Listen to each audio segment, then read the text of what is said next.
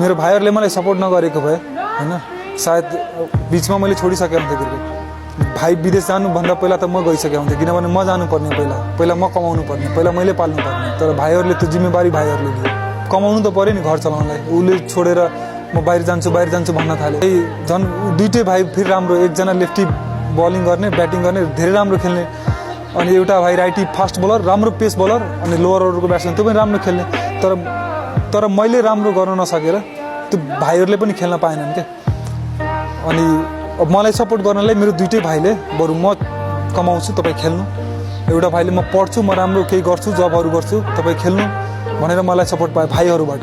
मेरो भाइको नाम अजय छ, अहिले ऊ काम गर्नलाई बाहिर छ कतारमा। अर्को भाइको नाम सुभाष छ जुन अस्ट्रेलियामा छ।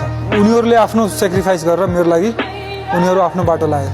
अब म त बुझ्न मात्र सक्छु, फिल त उनीहरूले गरिरह होला। तर एकजनाले त कम्प्लिटली छोडिसक्यो।